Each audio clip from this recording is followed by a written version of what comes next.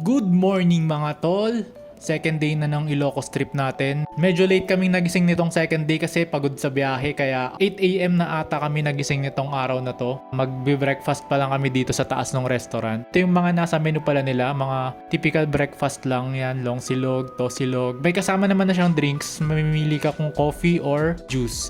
Coffee yung sa atin. Tapos, hindi pa ulit tayo nagpapagas, half na yung natira. Total kilometers niya na is 1,830, bale 407 kilometers na yung tinakbo natin mula Manila hanggang dito sa Ilocos. Excited ako dito sa day 2 kasi nga, diba, well rested ka na dito, makakapag-drive ka na ulit ng maayos. Maganda pa yung lugar na pupuntahan kasi nga, pa Ilocos Norte na to. Palabas ulit to ng Bigan galing dun sa resort. Late na kami umalis ng resort, 9:30 AM na kalos kanina kaya maghahabol kami ng oras. Etong nakapin dito yung Paway Church, ayan makita nyo 62 kilometers away. Okay na rin, medyo malapit na. Ang balak namin, uunahin namin yung Patapat, yung dulo muna. Ayaw namin abutan ng dilim pagpabalik na kasi hindi naman namin kabisado yung daan. Kukunti na lang kasi yung sasakyan banda dun sa north. Tsaka mas okay na rin pag nakaalis ka na ng part ng Bangi or dun sa Burgos ng maaga pa lang. Etong unang bayan sa may Santo Domingo na kami. Sa may pamilihang bayan ng Santo Domingo. Ano pa to Ilocos Sur pa to. Ano na ata to, parang second to the last ba or last na to bago mag Ilocos Norte. Tuloy-tuloy lang tayo. Yung third day pala namin, yun na yung pabalik ng Manila. Vegan to Manila na. Bibili ng pasalubong, ganun. 41 kilometers na lang to papunta ng Paway Church. Yung day 3 natin, bibili din tayo ng mga pasalubong. Syempre, sayang naman yung punta natin kung wala tayong bibilhin or dala na pasalubong, di ba, pabalik ng Manila. Tsaka para sulit din yung biyahe natin. Itong mga pupuntahan namin, napuntahan ko na to last time pero syempre, yung mga kasama ko kasi hindi pa nila napuntahan. Kaya dadalhin ko sila doon. Kaya inuna namin tong Paway Church. Ito, nasa may Kabugaw na kami. Last na ata tong bayan papuntang Ilocos Norte. Ay hindi, Sinait pa pala. Meron pa palang Sinait. Ang ganda rin ng church nila dito, Sinait Church. Nasa may sentro na kami, sa may bayan nila. Dami na ring establishment dito sa gilid ng highway. Yung windmills pala kasi last time na punta kami nung 2016. Hindi ko yun napuntahan kasi kulang na rin sa oras. Gabi na rin nun. Kaya sayang naman yung punta kung hindi makikita ngayon. Kaya yun kasama sa itinerary namin ngayon yun. Arko ng Pagudpud tapos dun sa may Patapat Bridge. Ito, malapit na pala tayo dun sa boundary ng Ilocos Sur tsaka Ilocos Norte. May ginagawa palang bagong arko doon. Siguro papalitan na tong lumang arko. Etong arko na to yung Ilocos Norte na nakalagay. Ayan. Tumigil muna kami dito para magpicture tapos syempre binidyohan ulit natin tong sasakyan para may remembrance naman. After namin magpicture tsaka video, ito diretso na ulit kami papunta ng Paway Church. Unang bayan dito is Badok. Dire-diretso lang tayo papuntang Paway. Ang ganda talaga ng daan dito sa may papuntang north. Kahit two-way lang siya.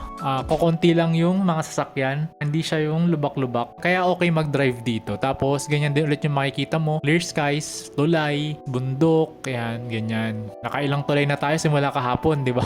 Nung papunta tayo sa Ilocos Sur, ano to? Paggawaan ata to ng semento? O ewan lang. Sayang kung nagising sana kami ng maaga. Marami sana kaming mapupuntahan. Kaso wala, pagod talaga eh. Nabigla yung katawan natin kasi nga hindi tayo sanay ng malayong drive. Diba, madalas ang drive natin Tagaytay, Nueva Ecija, ganun lang. Ito, naaalala ko din tong daan na to eh. Ito, dito yung pag sa kaliwa papunta dun sa may Paway Church. Ito, dito sa kanan yung National Highway. Pero dito tayo kasi nga dadaan tayo dun sa Paway Church muna.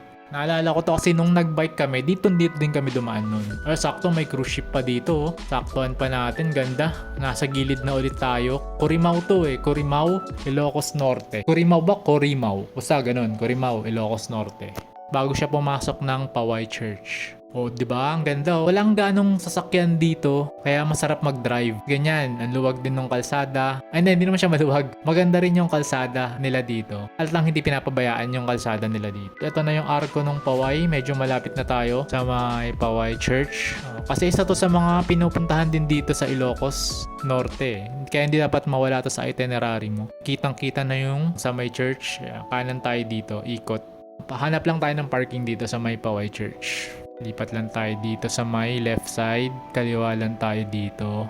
Yung parking pala na nahanap namin, yun medyo malapit na sa church mismo. Nung una pala, pero nilipat namin siya sa tabing-tabi ng church. Nakita kasi namin na pwede pala dito. Nasa may labas pa kami yan eh. Marami pala kaming nakasabay ng mga tourist dito, mga Chinese. May ano sila, may tourist bus sila. Ayan, ito na yung Paway Church. Tapos dito yung nakasulat na Paway, yung sikat na picturan.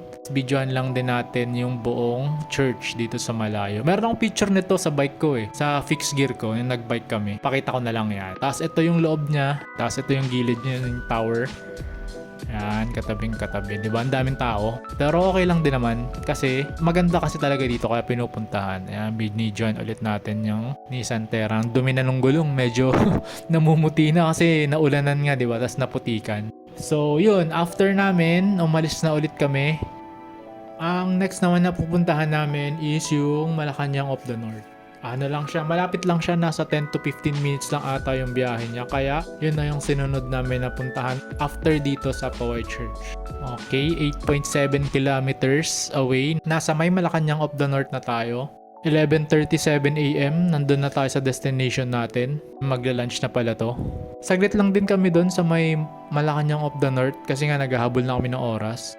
Yung ano pala, meron din dito yung sand dunes. Paway Sand Dunes, hindi na namin pinuntahan kasi alanganin sa itinerary namin. Pag magsa-sand dunes pa kami, hindi na namin mapupuntahan yung doon sa may Patapat Bridge tsaka Pagudpod. Wala, late kasi kami. Siguro next time, kung babalik man kami dito, ang gagawin namin, agahan na lang ulit namin. Matulog na lang kami ng sobrang aga para naman mas marami kaming mapuntahan sa susunod. Barangay Sura. Ito na yun, yung papasok na sa Malacanang of the North. Naghanap lang din ulit kami ng parking dito. Pagdating namin, yung mga nakasabay namin dun sa Paway Church, nandito rin ulit sila sa may Malacanang of the North. Maraming tao ulit sa loob. Ito yung labas niya. Konting video lang din dito sa may loob. Yan yung presidential office. May event pa nga ata mamaya. Overlooking, makikita mo dun yung Paway Lake. Diba? Ang ganda. Saglit lang kami, mga 30 minutes lang ata kami. May entrance nga pala dun. Nakalimutan ko kung magkano. Basta mura lang naman siya. Umalis na kami nito kasi magla-lunch na kami. Nagugutom na. Sa may Lawag City na kami magla-lunch. Sayang pala, nakalimutan namin na tumikim nung Ilocos Empanada. Yung pa naman yung specialty nila dito. Syempre dapat tinitikman natin lahat ng mga specialty. Kaso wala, nagmamadali na kasi kami dito. Gutom na. Tsaka lunch na kasi neto, past 12 na to eh. 1 na nga ata to eh. Ito, nadaanan din pala natin yung SM City Lawag. Hindi ko pa napupuntahan yan. Next balik natin dito. Ayan, tapos ito yung famous na arko na nila, yung papasok na ng city. Yung mahabang bridge. Yan. After ng quick lunch, sa may Chowking lang yun, sa may city, hindi ko na nabidyohan. Naghanap na ulit kami ng Petron kasi Petron lagi yung pinagpapagasan namin. Below half na lang to, di ba? 1,926 kilometers na. Nagpa-full tank ulit tayo dito. Ang total is 2,532, 44 liters. Ayan, full tank na ulit to. 1,926 kilometers na yung total natin. Pangalawang half na, di ba? Almost 5,000 pesos na yung nagagastos natin sa gas, pang full tank. Diretso na tayo pataas. Ang nakapin dito yung sa Patapat na. Kasi nga uunahin muna namin yun sa dulo. Welcome to Bacara. Ayan. Ito na ulit, may bridge na naman. Kaso wala nga lang tubig. Kokonti lang yung tubig. Natuyot na. 75 kilometers, 1 hour and 26 minutes pa. Papuntang Patapat Bridge. Magto 2 PM na, 1:59. Ayan. Dire-diretso tayo. Sayang. Kung sana maaga tayo dito. Kahit mga 12 siguro nandito na kung maagang nagising. Sayang. Nasa bypass road na pala ulit kami dito. Yan, naalala ko to kasi may kinananan kami dito. Parang ang labas neto yung malapit na sa may Bangi. Yung Burgos ata yung labas na neto sa susunod na bayan. Burgos na. Ngayon, ganyan na naman. Nakikita mo na naman sa gilid na naman ng dagat. Kaya mapapatingin ka din talaga dyan. Tapos slow lang. Slow driving lang. Hindi ko na-videohan. Bumili pala kami ng asin din dito kasi sa may Pasukin, Ilocos Norte. Magaganda yung mga quality ng asin nila. Kaya bumili kami ng 2 plastic. Burgos na tayo. Ito na yung malapit sa mga windmills. Ang lakas ng alon dito ngayon, no? Malakas yung hangin. Buti maaraw. Sana sa Patapat maaraw din. Sayang to, hindi namin to napuntahan yung Kapurpurawan Beach. Maganda din sana to Next time na lang. Sa bagay, napuntahan ko naman na last time, pero yung mga kasama ko kasi hindi pa napuntahan. Pero okay lang, 'di ba? At least may may rason pa tayo para bumalik dito. Ito, malapit na pala tayo sa sa mga windmills. Nakikita na natin.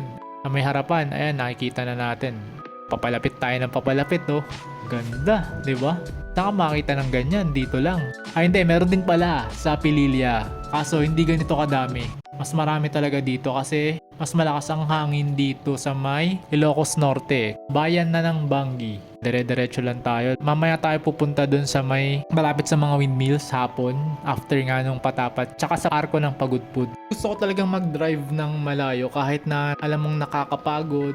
At least 'di ba, iba-ibang lugar yung nakikita mo. Kahit napuntahan mo na siya. Kasi before, nung last napunta namin, hindi naman ako yung nagda-drive na. Ano lang ako nun, pasahero lang ako nun. Pero ngayon, 'di ba, parang achievement na to kasi nag-drive ka mula Manila hanggang Patapat Bridge tapos babalik ka ulit ng Manila. Kaya ano talaga to, parang kasama talaga to sa bucket list ko yung magda-drive ako dito sa may papuntang Ilocos Norte. Sana soon magawa din natin yung North Luzon Loop. Kung magkaroon tayo ng time, medyo malayo yun. Ilang araw yung kailangan dun, tsaka malaki-laking budget din yung kailangan. Pero tignan natin kung maisisingit natin o mapapagpaplanuhan natin yun. Sa may arko na ng Pagudpud, pero pagpabalik na kami titigil dyan kasi unahin na namin yung sa Patapat Bridge nga. Kasi yun talaga yung pinunta namin dito. Pupuntahan namin yung Patapat Bridge kahit na anong mangyari. Ay, ang ganda na naman yung view dito. Straight lang yung daan. Makikita mo yun, may windmills pa nga. Bundok. Wala pa masyadong sasakyan. Sarap mag-drive dito. Ay, kaso 'di ba makikita niyo doon ang kapal ng ulap doon sa may dulo. Siyempre, ano pa yan, medyo malayo pa yung Patapat Bridge. Tapos may nadaanan kaming ganito, basa yung kalsada. Kaya sabi namin siguro malakas yung ulan dito.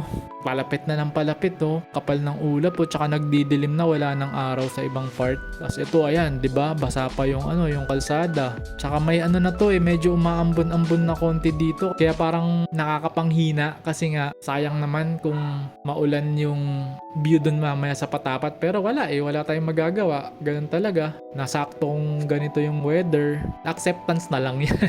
Halos nasa tuktok na tayo ng Pilipinas. 6 kilometers na lang. Nasa Patapat Bridge na tayo. Kaso palakas nga ng palakas yung ulan. Ang lakas din ng hangin. O ayan di ba? Sayang naman kung clear skies lang sana. Ang sarap sanang mag-drive dito. Kaso wala, ganyan talaga Pero okay lang naman. Ang ganda pa rin naman, di ba? Bihira mo lang talaga mapuntahan to Kung hindi ka taga dito, amaze na amaze ka talaga pag madadaanan mo to. Kasi madalas kong nakikita to sa mga vlog lang, mga motovlogging, yung mga nagbo-boss Ironman. Tapos gabi pa nila nadadaanan. Kaya sabi ko, balang araw, magdadrive din ako papunta dito. At ito na nga yun, parang natupad na yung isa sa mga gusto kong mangyari. Ina-appreciate ko na lang din dito yung view. Medyo mabagal na lang yung drive dito. Nagpark pala kami dito sa may dulo. Lakas ng alon, tapos maambon. Siguro mga 30 minutes din kami dito, nag-picture, nag-video, tsaka sinulit na namin yung oras namin dito kasi babalik na ulit kami doon sa next na pupuntahan namin, sa arko naman ulit ng Pagudpud.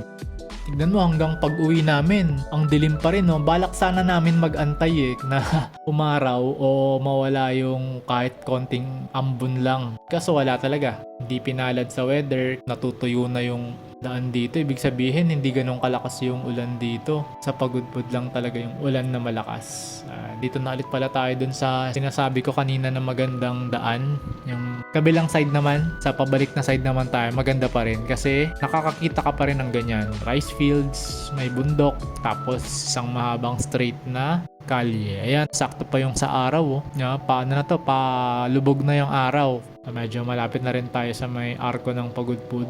Tumigil muna kami dito, nagpicture, tapos go na ulit kasi nga palubog na yung araw, nagmamadali na kami dito sa may bypass road na ulit to. Ang labas nito yung sa may papasok na to ng Bangi, yung windmill farm. Eto, kakanan na kami dito sa may part ng papuntang Bangi. Tapos, akala ko nung una, naligaw kami kasi ito nga yung tinuro ng Google Maps. Parang pasikip ng pasikip yung daan. Pero tama naman pala tong nadaanan namin na. Akala ko lang. Meron pang ganito. Ano ba to pala? Isdaan ba to? Tapos, sikip nga lang ng daan papunta dito. Ang saktong-sakto lang yung dalawang sasakyan pag may nakasalubong ka. Ayan. Eto, binidyohan ko na yung windmills. Naglakad-lakad din ako dito sa may dagat. Sobrang lakas ng hangin. Tapos nasakto pa palang sunset dito. Diba? Ang ganda tignan, Para kang nasa ibang bansa. Dito tayo kasi lakas ng hangin. Pumasok muna ako niyan sa loob. Yan, after namin doon, Umuwi na kami kasi padilim na nga. Kaya aral sa amin to na dapat next time, gigising na kami ng maaga para maraming mapuntahan. Pero okay lang, nag-enjoy pa rin naman kami. Lalo na yung mga kasama ko si first time. Ayan, dito na ulit tayo sa Sinait. Inabot na tayo ng gabi. Then, dumiretso rin para ulit kami dito sa Bigan, sa Calle Crisologo kasi magdi-dinner na kami.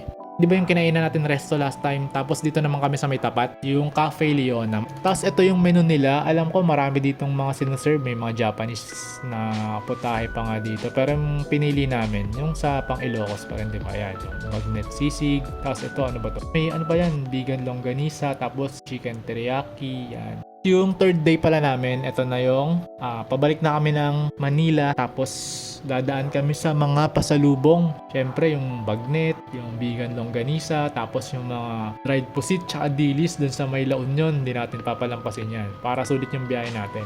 Thank you pala ulit sa panonood. Sa mga hindi pa nakapag-subscribe sa channel ko, mag-subscribe na kayo. Or kung hindi naman, kahit simpleng like lang, okay na ako dun. Yan. Salamat, thank you, bye-bye!